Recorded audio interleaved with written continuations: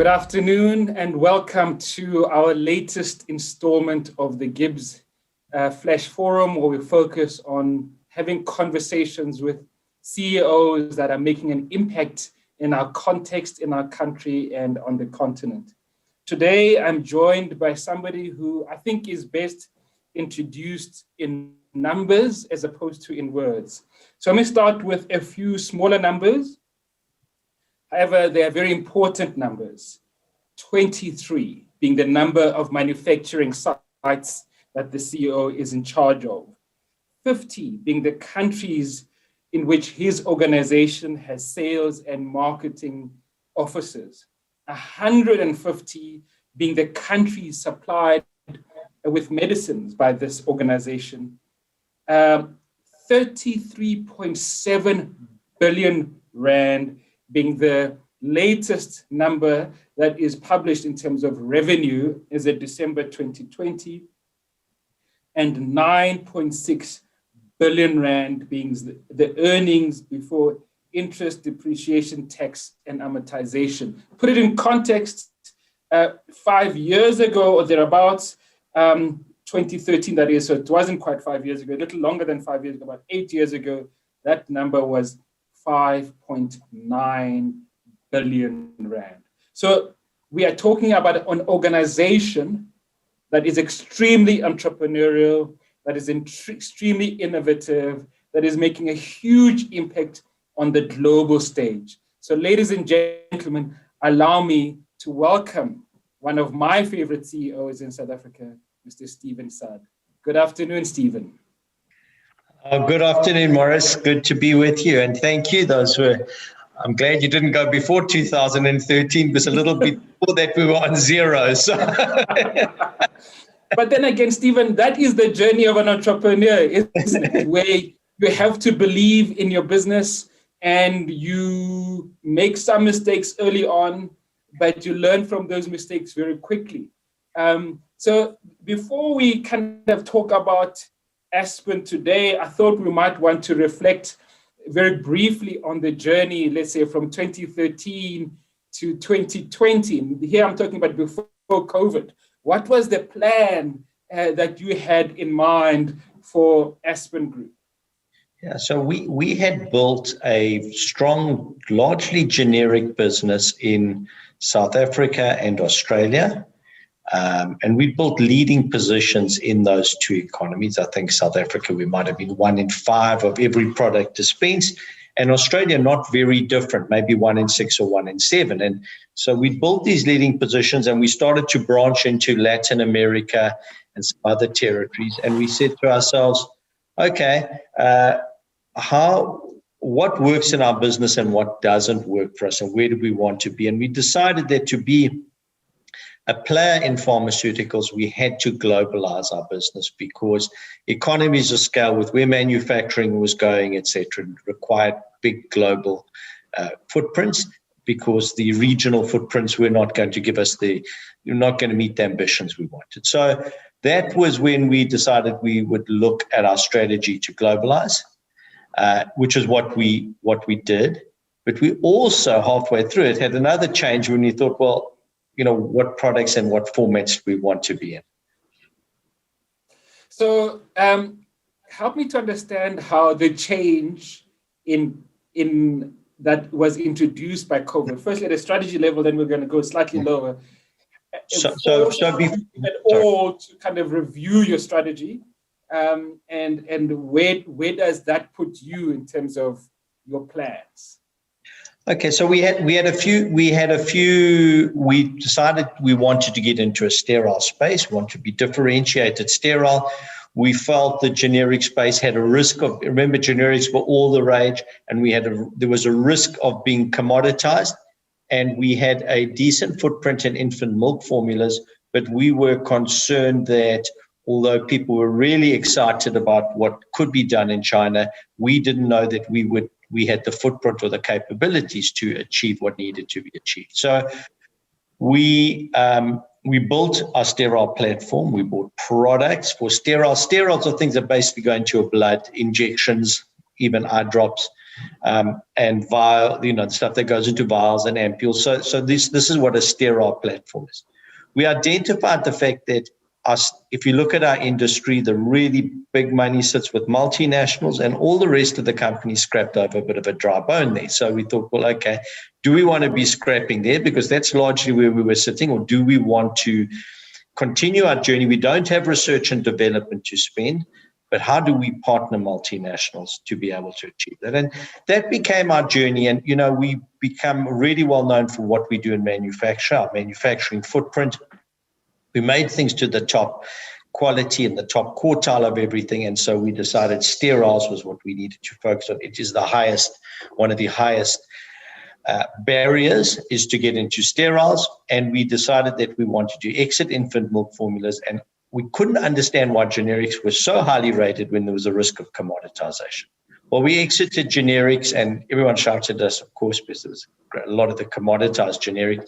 About 3 years later, there was a fair crash in it. And I was actually just looking at the milk business in China, which was what everybody said. You listen to all the people, every analyst, China.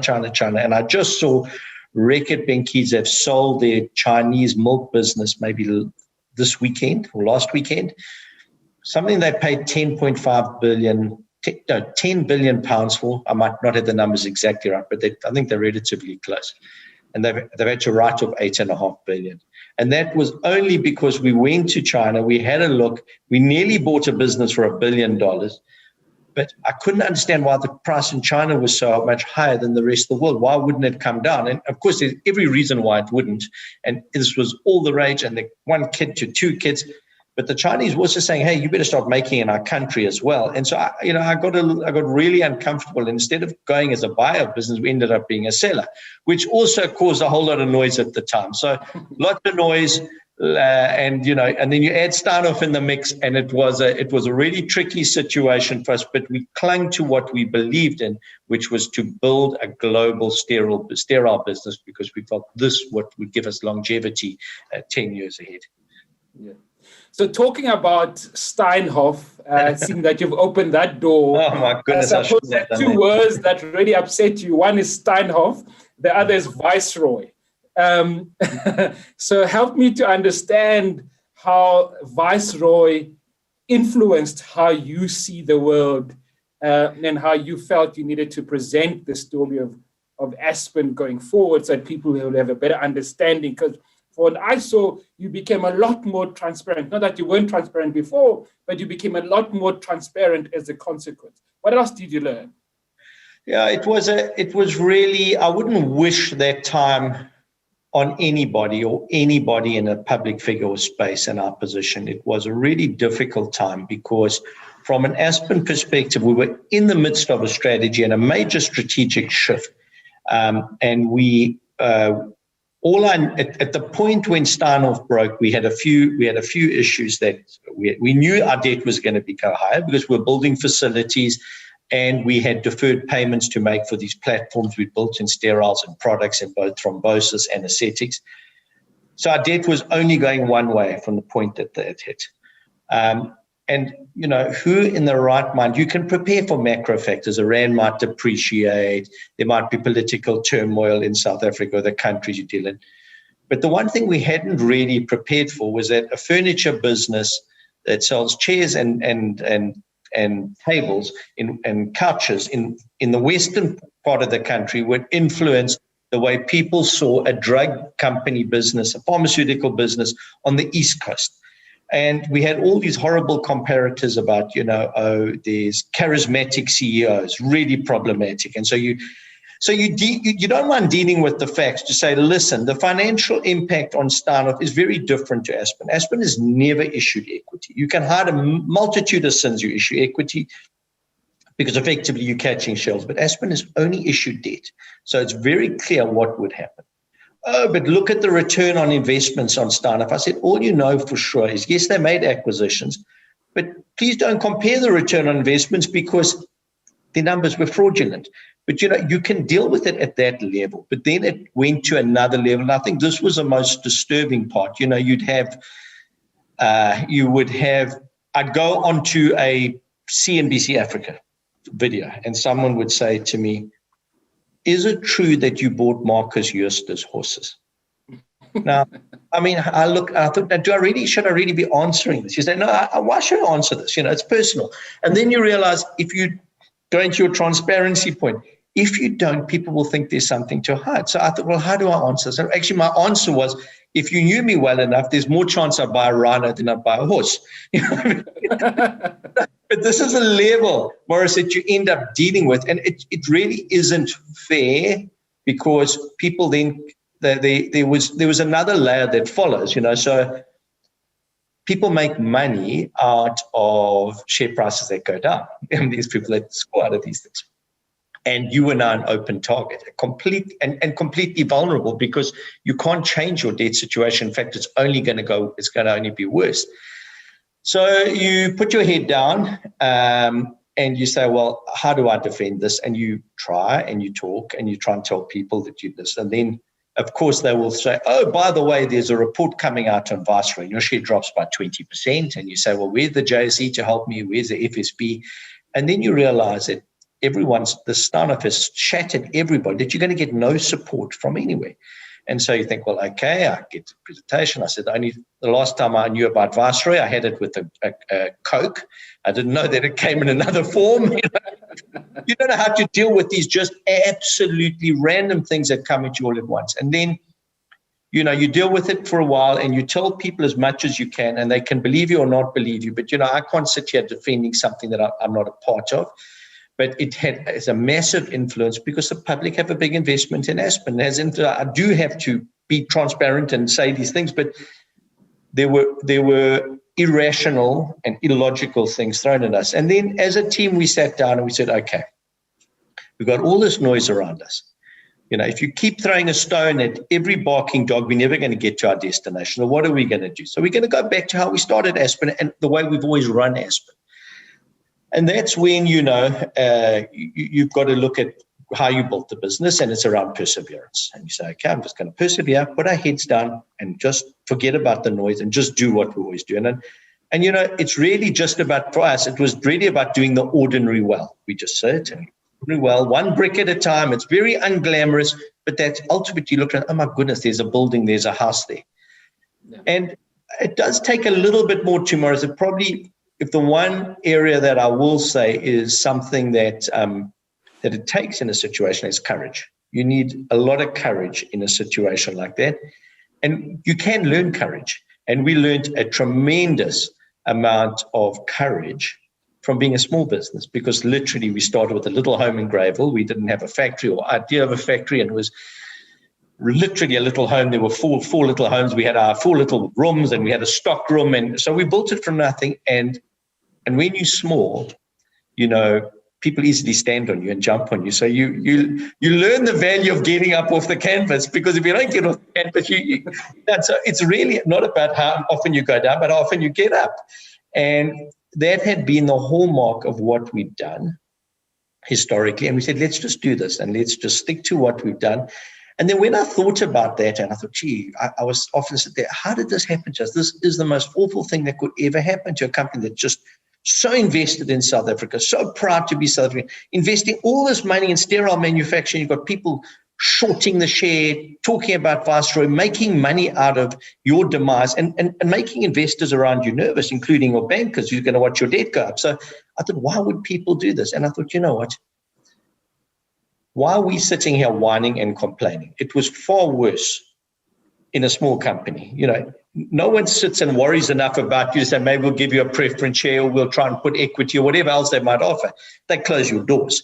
So I always remember everything we ever learned as a business from when we had a small business. And that is why I'm so supportive of small businesses.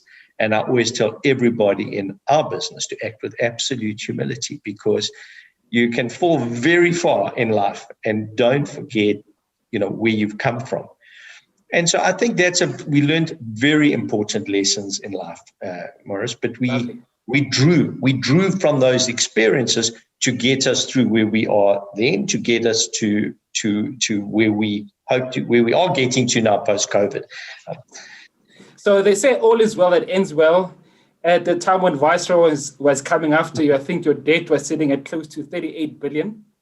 At the end of December, you had managed to manage that debt down to about just under 28 billion. So you really managed in a very challenging, dynamic time, exceptional performance, if only on the debt side of your balance sheet. Well, our debt was 53 million, right? 53 billion. It went to 53. I think it went to 35 last year and then down to 28, and it'll be around about 20 now. So It was 53 billion. I remember when we first brought it down, I thought, well, maybe we'd get the Eskom job, Morris. Listen, you need to speak to Andre about that. No one wants that job. Like, probably, I don't think anybody wanted my job either. I remember there was a poll about whose job would you least like to have in the world. And I think I was second. I mean, even the guy from EOH was behind me. I think the only person ahead of me was the president, Ramaphosa. So look, we have a habit on this call to only have the guys that have had the toughest job. So we've had Stephen Van Coller on this call. We've had Andre de Ruyter on this call. It's now you, Stephen. So you're in good company. So my friend Semadi Mutau is asking a question here. It says, thank you for the opportunity to engage. Stephen, in your strategy pivot from genetic to sterile, what did you and your team identify as the key risks to manage away from the rising debt? Yeah, so the rising debt was caused by the desire to move into sterile. So this is what I saw. When you get to a junction in the road, we sat there, we had this great business in generics and infant milk formulas. I didn't see an opportunity for Aspen in China and infant milk formulas that others saw, and I didn't see the opportunity in generics. And our team agreed that these were good. So you can just plug down the same route and just say, oh, we're a bit of bad luck, the generic market turned on us, or you can say, hey, I've got to make a change here. And our plan was to get into steriles, but it was going to cost us money. And I'll tell you what we saw. We needed to do this at a global scale. So we used our relationships with multinationals to do 5 different transactions. And those transactions got us really into a position where we were number 1 in anesthetics globally outside of the US, and we got to number 2 in injectable anticoagulants. And coagulants are the things that will give you blood, that stop blood clotting and deep vein thrombosis and those things. But they were high volume with a lot of differentiated products, which gave us the reason to build the facilities that we built globally, which gave us global economies of scale in steriles.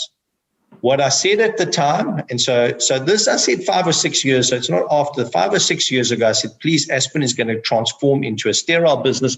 People bought in, but then Steinhoff caused the disruptions together with the collapse in Venezuela and some other things. When things are bad, they get really bad. And so it's where I've always said you learn most in your suffering. You learn most when you got your back against the wall. Everybody's a good winner. But we had a plan, and that was the most important thing. We had a clear strategy, a clear plan. And what we decided in our sterile business was we built these global facilities, and it's taken time. We are still building them. And I always said, please don't get confused by the products. They're just the furniture in us. We built this foundation. And this foundation, one of the key areas we wanted to move into was vaccines, because vaccines was a growing business. It's a very hard part to manufacture. So if you make a tablet and you make a paracetamol tablet and it breaks on the line, you might get the broom and the sweeper and just sweep it off. My quality people would be furious for me to saying it like that. But on a relative basis, if you're making a live vaccine, so it's live, it's charged, and somebody breaks the vial by putting it into a fridge, you've got a biological scare. You bring the whole site down, you evacuate people. So there's a biological consequence of having this live thing in your site, and it's completely contained. So it's a completely different level of manufacture. But we didn't discuss much of what we'd done there, because the market was already confused enough, and we didn't really want them to go into another story. But we had those capacities and capabilities, and that has been our intention, and still is, to become a major player in vaccines. We had No idea. I'll tell you, we can take the strategy, and I can tell you, Morris, we had no idea of COVID.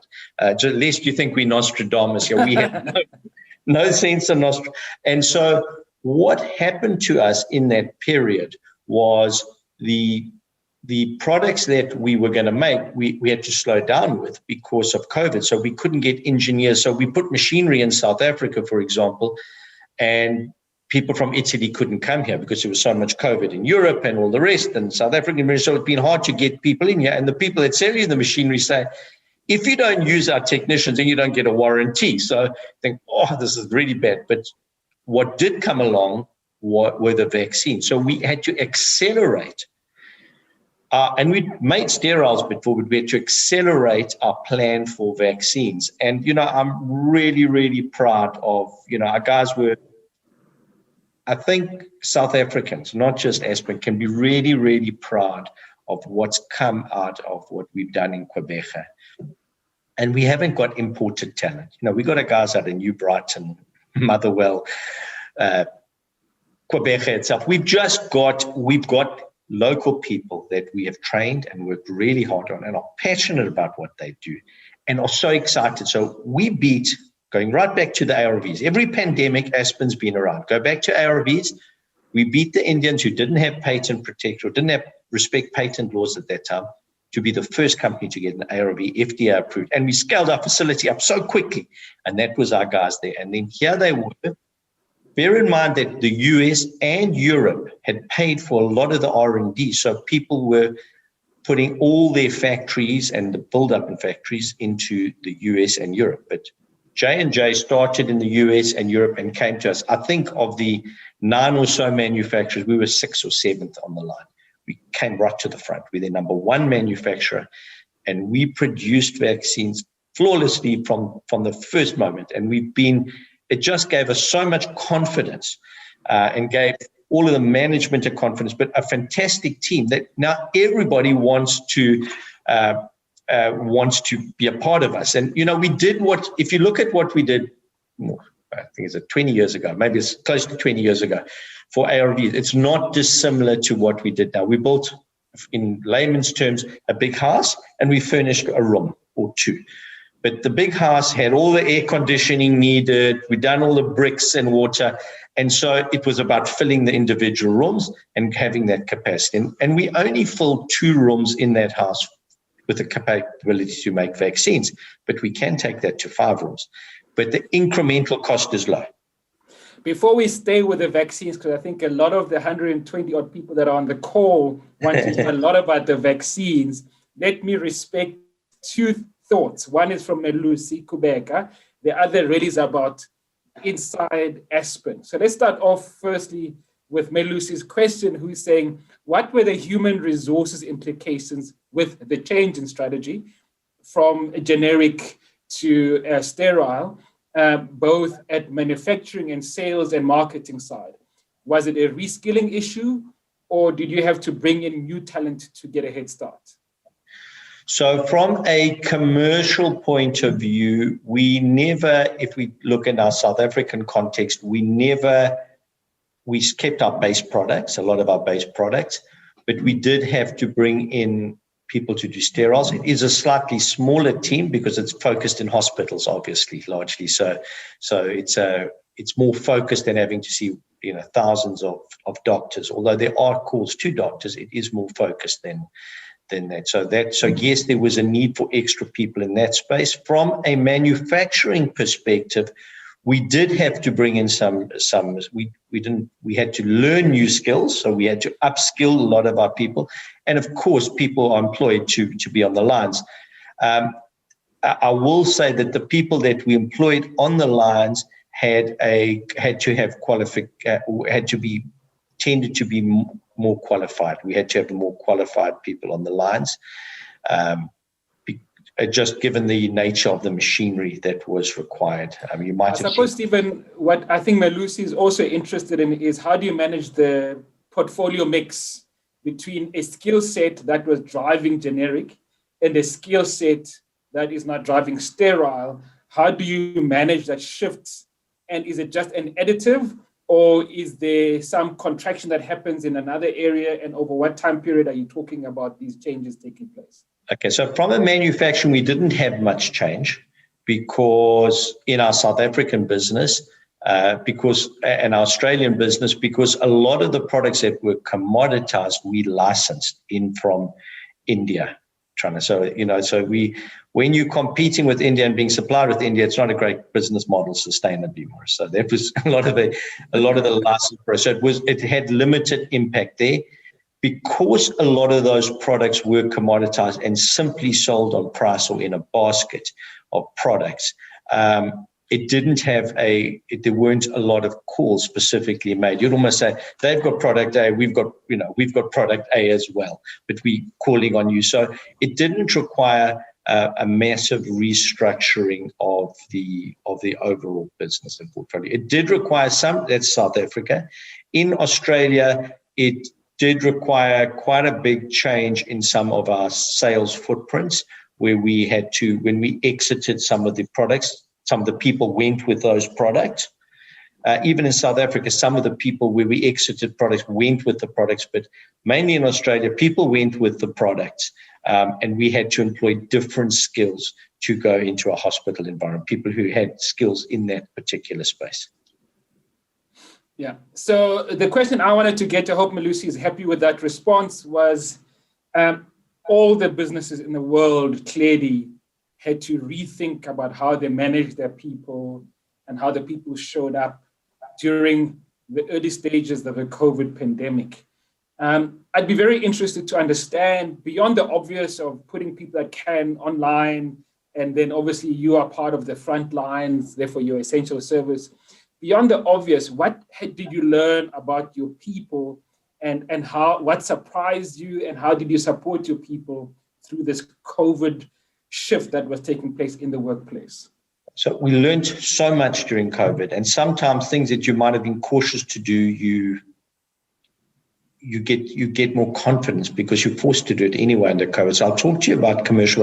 I'd like to spend some time just on people and the industry, if you don't mind. So I think when you run a business, and particularly if you started, like literally we started from a zero base, sure, you start from nothing and you're young and you want to be successful and that's all great. But you get to a stage in a business, and this is where we've been so fortunate with Aspen.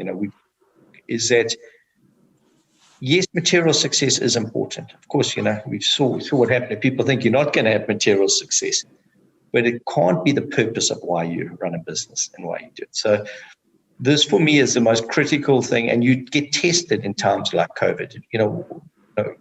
Let's talk about the purpose of what you're doing. And when we faced AIDS, multi-drug resistant TB, and in COVID, we supplied the dexamethasone, and then we also supplied the anesthetics globally, and now the vaccine.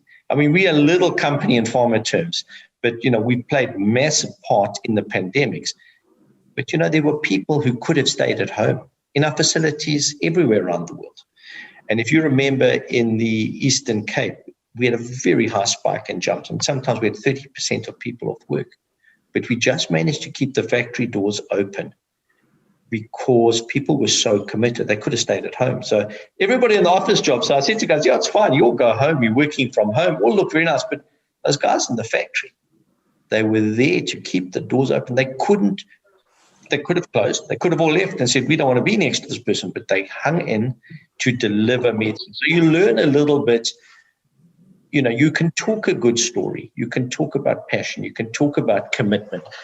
And at the end of the day, those people in our facilities lived the story. And I take it as distinct from the rest of us who don't sit in a facility every day and deliver. But that's what I learned from a passion point of view and a delivery. And some of the output that we got with 30% of the staff out was higher than we got when we had 100% of the staff. So there was a lesson in that, but there was a lesson in commitment. You also have a lesson in structures. From a commercial point of view, now, how do you get to your customers? You can't go and visit them. You can't breathe on them. They don't want to breathe on you, and et cetera. So what do you do? And so it accelerated this digital. how do I get to my customer? How do I get to my customer differently? How many people do I really need? Did my sales go away? But how can no one be out there? My sales don't go away. What's going on here? You know, so you start to look at all of those things as a business as well. And so you're also learning different strategies about it, because you start to say, you know, sometimes your business, what is the core of your business? You make medicine. So that's what comes in the building with the smoke coming out. And that's and then you put all these fancy corporate structures around it and trade routes and lots of people that tell really good PowerPoint presentations. And COVID brought us back to basics. Those people in the smoky building are what keeps the world turning for you. And maybe you've got to get a little closer to that and a little less corporate. As hard as it is for me to get it up, because I hate bureaucracy. And when you start something from small and you're counting your own stock and you're doing your own debtors and phoning people, and then suddenly you get this story with lots of people all around you and fancy offices, say, wow, how does this work? Because the only way you build a good small business is to really understand detail and control your overheads. Because if you don't do that, you ain't going to build it. You're going to really always run a risk. I always said you can get a fancy car and home much later. You first run your expenses low.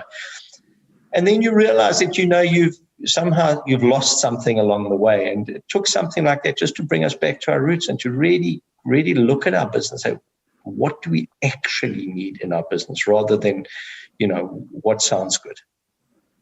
Lovely. I think COVID is clearly a great, as you say, equalizer in terms of reminding all of us in business and society about what's really important in our organizations. And in our lives too, Morris, more broadly in our lives as well. Yeah. You know, it was such, you know, I've got my kids now that varsities all around and jobs. And I didn't have them around me, and I used to love having them around me all the time and take them all to school. And then suddenly they'll go, and then suddenly you get a whole lot of them back. And you think, well, it wasn't so bad. COVID hasn't been there were a lot of very good lessons, I think, some really awful lessons, but you know, there's also some positives I think we can all take care of. So you talk about you learn most in your suffering. You said that earlier. And you talk about the role you play globally as a small pharmaceutical company. I wonder if you could possibly help us to understand your partnership strategy, because I imagine your partnership strategy with some of the large manufacturing organizations like Johnson & Johnson played a part in you playing a role in the global scale. Could you just share your general partnership strategy and how it came to pass in 2020? Yeah, so I mean, that is, if I go right back to where I started in this, you know, our partnerships with multinationals are critical. And eventually they've got a lot of the intellectual property, a lot of the knowledge we get quickly, we can upscale by sort of leveraging off their skills and understanding their skills and learning. But nobody wants to partner you, or it's just because you Aspen, or you say, hey, I've got a little spot here down the end of some continent at the end of the world. Why are you making pharmaceuticals there? So you have to deliver, and we built up the trust relationship with those multinationals. And as I said, our manufacturing prowess and their trust was key. If you look at many of the transactions we did, even in this latest transition to steriles, GSK, Glaxo came to us and said, yes, you can buy our products, but then you must buy a factory, you must buy supplies out of a factory in France. Merck came to us and said, hey, we've got a problem in our factory in Holland. Can you do it? And then we'll sell you some products as well. So, you know, it was always, they relied on us to do the manufacture and get it done. And you know, there is a reality, and really, I'm not sitting here looking for people to cry or tears, but there's reality in life. And if you accept the reality, then you can have a proper plan. People coming to look to Africa for manufacture, you can't just be 10% or 30% better than a US and a European site. You've got to be 100% better, because then that's what instills the confidence. But once they've got it and they want to do it, you will see now, you saw even what President Macron said, look, we're here to help Aspen. We want to help Aspen, because their people have given it a tick to say, hey, this is at the top end. You can trust these guys to make quality medicines. But the trust has to be earned. It's not just a given. And the irony in the vaccines is that the breakdown for J&J has not been with Aspen. It's been with Americans who got a $600 million cash injection for free to make the API.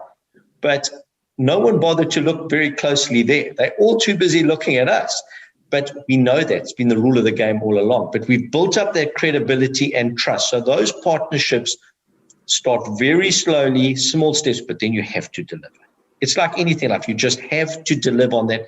And, over years and decade or more of delivery, you build up the trust, you build up the confidence that people will come and talk to you with confidence.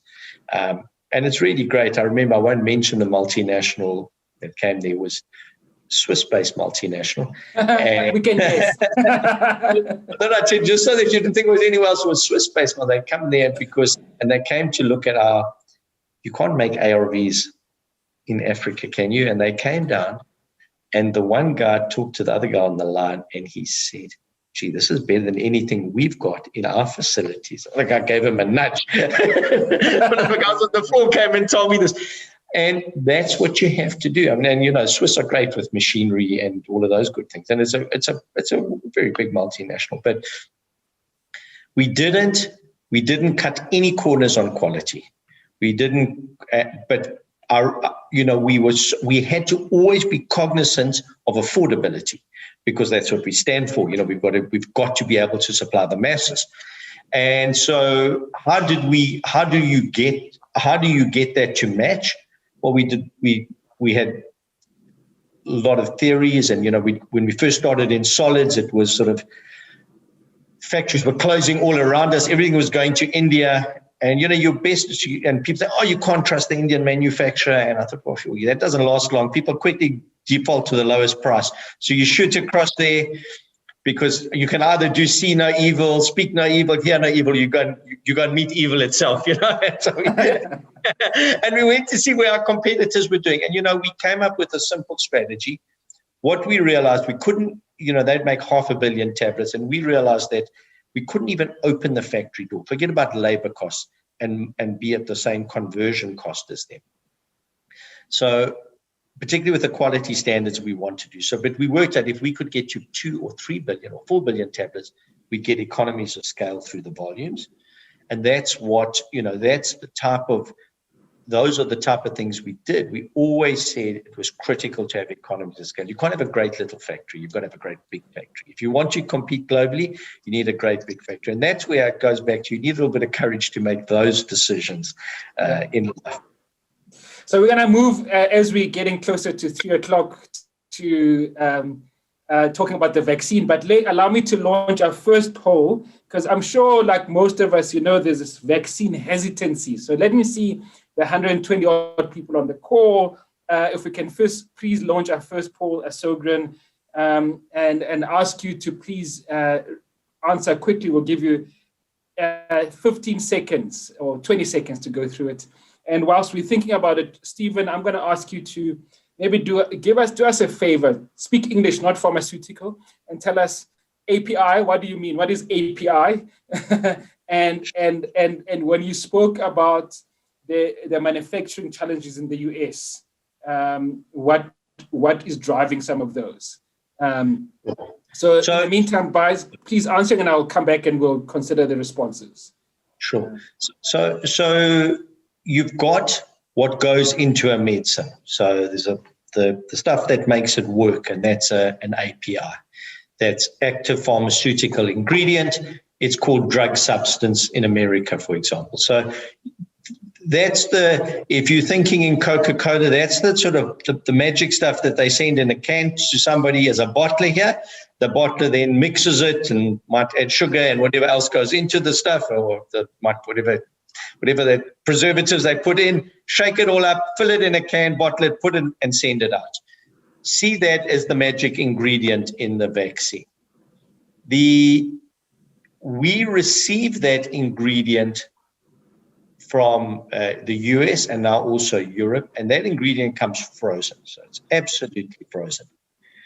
And then we bring it in here, we thaw it, we mix it up, to get it. We mix it up, and ultimately what you get, we pack it, we fill it.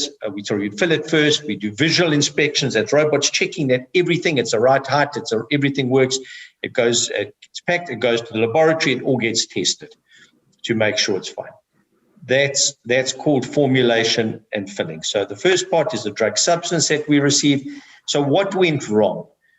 America appointed through by giving donations, I think BARDA, I think I can't remember what they were called, but they went out and gave billions of dollars to manufacturers to make both the drug substance and the formulation finish. And one of the companies there that they went to, and I think they gave them over, they had a capacity reservation fee, which means they paid just to use your capacity, dedicate your capacity to them. I can't remember, it was $300 million a month. It was a crazy number. So massive amounts, but they put huge spend behind this. And what they then asked them to do was to make the Johnson & Johnson drug substance, and they asked them also to make the AstraZeneca drug substance as well. Now, I don't know, I was listening to the parliamentary committee. They were saying these are Trump's people and these guys gave money to Trump. It started sounding a little bit like South African faction. So I sort of been there, heard that. But cut a long story short, there was some risk. There's potentially some risk that some batches might have, in the Johnson & Johnson vaccine, might have come into contact with something that was in the AstraZeneca drug substance. So they're sitting trying to work out. So what they're trying to work out now was, one, how did it happen? And two, they're going through it literally batch by batch to decide which batches have been contaminated and which ones haven't been contaminated. That is my understanding of it. And I think we're supposed to get that answer on this week. Wednesday. Oh, yeah, this week. Okay, so that's a better answer. But so the results are clearly 72% of the people can't wait to get their vaccines, which is significantly higher than what you hear in terms of the people that are saying vaccine hesitancy. In fact, we don't have anyone who doesn't want a vaccine. No, sorry, I apologize. There's about 16%, my apologies, 16% still want a little bit more information. But the striking stat for me is that only 4% of the people think that they will get a vaccine in the next 6 months. The balance, over 96%, aren't convinced. So I wonder if you could help us to understand, if the results are positive from the US come Wednesday, tomorrow, what kind of timelines could we look forward to, please, Stephen? Just to comment on this, do I want to take a vaccine or don't I want to take a vaccine? I've heard all sorts of theories, and Shane, my mother is older, and she starts sending me pictures of people that, the stuff that comes through on those WhatsApp messages, and she sends them, is this a problem? And, they've got 666 in the vaccines, and people are going to track me all over. No, and people get confused because there's so much misinformation out there. And I said, Mom, do you really think we want to track to see where you are every day and try and work out, put a magnet into you? Do you think that we're really that interested? The reality is, just look at those countries that had the vaccine.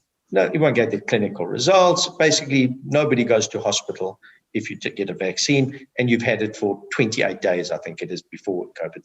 There's like hardly anybody even goes to hospital. And that's ultimately a sign of how sick you are. And if nobody goes to hospital, we can live with it. Sorry to disrupt. We were speaking to a colleague of ours yesterday who's based in London, and she was explaining that there were no positive tests over the past 48 hours in the UK, just to put it in context. No, there are positive tests. They're getting like 5,000 and 4,000 like us, but there's nobody dying. No hospitalization. No, yeah. So there's, and you see the same in places like Israel. So yes, the people still get COVID, but they're not dying and they're not going to hospital. So, and all I can tell you is that it's something, I've told Mother, I will take you and you're coming with me and we're going to get you the vaccine. But we're getting you one and done. So we're going to get you the January. I don't want you standing in a queue twice.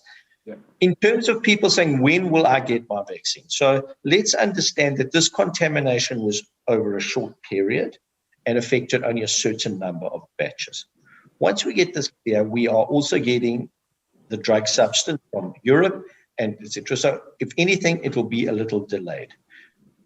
after June, so within the next month, so it takes, say it takes a month to make a product. What we have demonstrated in Aspen is that we can probably do, and remember, it's not our call on how many we make it, it's a J&J call. But of course, they're going to, I assume, make as much as they can. But we can make relatively comfortably 25 million injections, 25 million doses a month. Wow. And a very big portion of that goes to South Africa and Africa. It's beyond 60% of it would go to Africa and beyond. So I would think that you've got a really good chance of getting a vaccine over the next 6 months or so.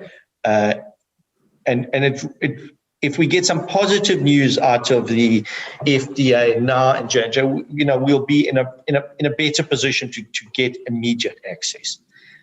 Because literally there are no regulatory hurdles other than getting the FDA to say yes. So the products are waiting in a fridge in Quebec, millions, just waiting to actually get an airplane, not to Europe, to go. We fly, I think it's into Midrand or something like that, and then it's dispersed nationally. So, that's how close we are. So I sit every day and listen, but it's, I wouldn't wish this position on anybody else. I wouldn't wish this on ourselves again. It's a huge amount of responsibility and a very stressful responsibility. Nobody ever asks me, "Hey, Steve, how's Aspen going?" I mean, I used to have a distraction because how's Sharks rugby going, Steve? That was an irritating distraction. Keep it clean, Steve. Now they don't give a damn about Aspen share price. They don't give a damn about Aspen debt. They don't give a damn about the Sharks. The only thing people speaking vaccines. And even SMS, you're like you're going to give everybody a personal insight into the vaccines every day. And but sure, I must say it's been the most stressful period from October till now, not knowing if we get a vaccine, how we get it, but exhausting. Yeah. And I will be sitting with a very stiff double single malt whiskey when I get this approval through. I wonder if you'll put some Viceroy in there as well, but never mind. Right along. We rolled that one now. We get a happy check. So Saki was too bad for it. Sakiwa says they're not persuaded. They're still concerned about people getting sick. I know that there were some results that people that did get sick on the Johnson & Johnson actually had pre-existing conditions. I wonder if you want to comment on that. And then Martin Cunningham is really interested to know about why the API formula has been kept secret. Is it because people still want to monetize? I wonder if you want to comment on that as well.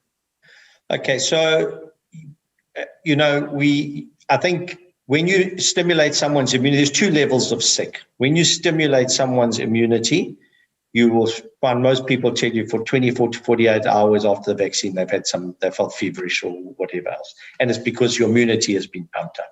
So there's that sick, and that's a normal sick for vaccines. The next sick is to say, hey, we've seen, and I'm going to talk specifically, I know the sort of Pfizer and the Moderna ones have given, this talk about effect it might have on teenagers' hearts for a while, but no one's died. And then there's the story of the blood clots around, say, a J&J vaccine. And the number of blood clots. So first of all, is there a causal link that they have not been able to establish? But let's say there was an established link. You're talking about a handful of people globally across tens of millions of vaccines given. There is a far higher risk of taking oral contraceptives that do something similar and cause clots. Much significantly higher risk than there is in this. I mean, these vaccines are incredibly safe by vaccine standards. All vaccines come with these sort of risks. Maybe they're just not publicized, whether you're taking them for cholera, shingles. There's a risk when you take a paracetamol tablet. If you read the contraindications, even on paracetamol, you'll see this. And then it becomes a balance between what is an acceptable or not an acceptable risk. And now in a country where a couple of hundred people or 100 people on average a day have died for a long period, and you've got 5 people or 10 people globally, you've got to say to yourself, a life is a life.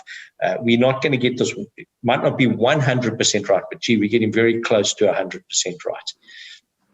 and goes beyond economics even. It's just these, you're either getting COVID or you're not. The second question, sorry, I can't remember it exactly, Maurice, you want just reminding me again? It's about this notion of monetizing the API. Why is it being kept secret? The monetizing of the API is really a cell culture. It's almost like you make a yogurt or something like that you ferment, or beer. It's a culture, and you've got a culture. It isn't kept secret. It is generally patented, but in this instance hasn't really been kept secret because they transferred that drug substance technology. And the reality is we've been sort of flying a plane while we're building it. So we didn't know if you were going to have a vaccine, whether it would work, whether the processes that we put in our factories would work together with J&J. This has just been such a race against time. With respect, even if it wasn't secret and you got put it out there, you wouldn't have access to vaccines any quicker. I fully understand that IP waivers and all of that talk, but right now, the most important thing is to have the vaccine in people's arms. What we asked for when I was sitting with President Ramaphosa, Macron, and the health minister is a tech transfer. Because what America and the world have done is not capacitate Africa or support Africa. In fairness, they thought there was no one in Africa could do it. Now everyone's rushed to Aspen, whether it's Europeans and Americans want to come visit the facility, and the Gates Foundation are looking at it, but they put all their money and all their eggs into the Indian basket. India would provide vaccines for the developing world. We've got that problem off our hands. That's it. Now we can, make money in the US and Europe. And the reality was when the COVID hit India, in spite of all the money put in by all those by governments and the donor funds, they closed their borders. And, if Bill Gates phoned Modi and said, what about the money I put into your country? Sorry, what's your name, Bill Gates? I don't think I recognize you. And phone goes down. Guys, we want to capacitate Africa. We can't sit here and have 99% of our vaccines imported. So that is a big part of what we're going to look at. Aspen's got factories in Dar es Salaam. We've got in Accra. We've got in Nairobi. And, we can just slowly try and build it up. But mostly what I asked for was a technology transfer. So I want Aspen to be making the drug substances and have the ability to make the drug substances. So when trouble happens, we don't want people to shut their doors on us. If Aspen can make 1 billion doses, we must make 1 billion doses. And ideally, look, we'll make them for the world, but we'd love to put the majority of our production into our own continent. At the end of the day, we're an African company. Yeah. We've got our roots here, and we've got to support them. We've got to support our people and our continent who actually are continually deprived. We're always at the back of the queue. And my final comment to them was, you guys say, this is a public stage, it was televised. So and it was at UP. It was at UP. So let me just remind everyone, It was at a mother campus at University of Pretoria. So that was great. Yes, it was. And, I said, we make these glib statements globally. We're not safe till we're all safe. And we say we believe in it. And that's why we got... I said, what we'd like to add to that? We're not safe till we're all safe and we have access to that safety at the same time. It cannot be right that an 80-year-old person sitting with comorbidities in Africa has access after a healthy 14-year-old in the developed world, just because of where you were born. It can't be right. And, that's what Aspen has always fought for, Maurice. That's what we fought all along. Beautiful. Yeah. So as we conclude, I'm going to say, and forgive me, you're going to say it properly because you know the man. I don't know him on a personal basis, and my French sucks. His name is Pascal Soriot. I think he's the CEO of AstraZeneca and came in under a lot of attack from the Europeans because obviously AstraZeneca took a view to favor the UK over Europe. And listening to you, clearly you've thought about your role of Aspen, not as a South African player, but as an African player. And obviously, we often get very selfish and there's xenophobic comments that come in. What is your view about the role that Aspen can play in driving the vaccine rollout? And what is your vision for the continent? I think what was really good, funny enough, we're not a united continent. So there's French speaking and they're much more comfortable dealing in France and the West Africa. And sometimes there's jealousy or animosity between various countries in Africa. It's crazy as that may seem. But when we all got dumped in the same bucket in COVID, we had a situation where we pulled together. And so Africa just simply said, guys, we've got numbers. Vaccines about numbers. We've got 1 billion people plus in this continent, and you're coming to us last. So guess what? We want to buy from Aspen. We want to buy from our own continent first. And we want to support Aspen because Aspen wants to support us. Because the one thing we got together with J&J, and I've got to tell you, it's not, this was done, it's a J&J vaccine, but they committed. And it was a prerequisite with us all that our production had to go, and the majority had to go to Africa. And I see an opportunity. So there's 3 stages in manufacture. There's packing, which is putting the label, packing it in the boxes, etc. And there's already a vial. There's filling, and then there's making the drug substance. So we want to go to the drug substance. Ultimately, we've got all 3. But we certainly can start by building the packing capacities and capabilities across Africa. And even if Aspen is the spoke, so we send drug substance to these, in the same way J&J send it to us, if we can create, and that's why this tech transfer is so critical to us. It's one of your people asked, what's the trick in the drug substance? We want to know the trick in the drug substance. We could then send it to people to either pack or to fill themselves, or to fill here and pack there. But at the moment, we in discussions with the African Bank, because the irony was here, Africa wasn't a begging bowl. The African Bank had the money, has the money, and has paid for a lot of their vaccines, hundreds of millions of dollars, billions of dollars, I think, and they've raised it, but you can't get access.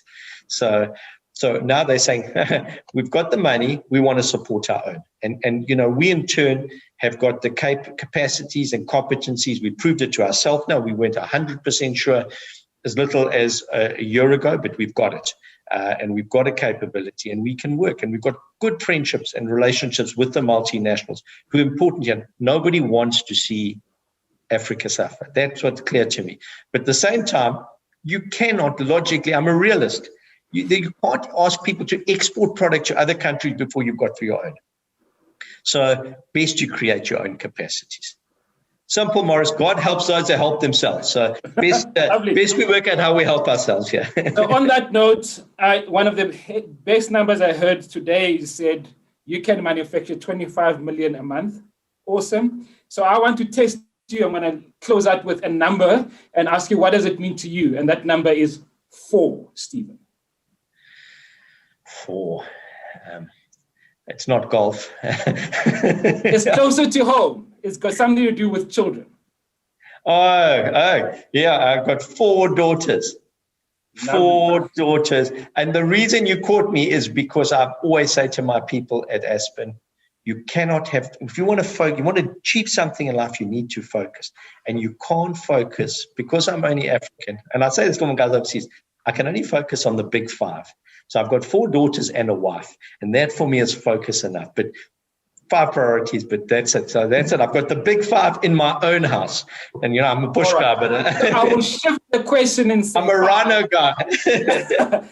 So given that you are a 5 person, a 5 priorities person, I hope that your family can be as proud of you as we are of you. And thank you very much for a wonderful conversation, Stephen. Thank you. Look, I'm just grateful for the opportunity afforded to us to be able to help so many, and it just galvanizes you every day, and really proud to be South African, really proud to help. And, just one comment I have to make is, if there are people in here who have the means, etc., invest. Because everybody's waiting for somebody else to do something. And if there's one thing you can learn from us, we had a lot of noise, we invested.